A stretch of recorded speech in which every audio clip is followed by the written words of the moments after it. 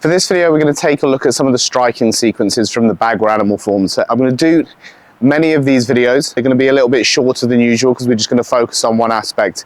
So the idea is when you start taking these postures and techniques and start using them as part of your training, you're going to be focusing on trying to generate power from each of them. So trying to work the sequences together as well as trying to work some of the strikes on their own, either on a heavy bag or, as I'll show you later, with a bob.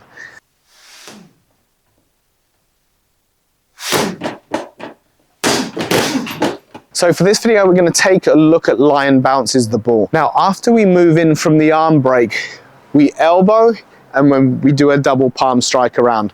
In the form, we're going to use claws, and that just helps to bring out the attribute of the animal. Again, it doesn't really have too much martial application other than you can use the fingers for gouging into eyes or hooking underneath the jaw or anything like that. But when you're striking with real power, none of that's going to matter. What's really going to make the difference is having a solid connection with your target, and everything else becomes a secondary. So as you do the first elbow, obviously this is incredibly easy. If you know how to elbow, anything you hit with that final couple of inches of that arm position is going to get absolutely decimated. So whether you're striking into soft targets, you're striking into the head or bone, this is the hardest point on your body, so this is going to destroy everything. The bouncing the ball comes from the reload of the waist, so we're trying to build up the power and the speed in quick succession so you can throw the elbow. If this is still a good entry point, if this is still a good target, you simply reload to that side and then double strike.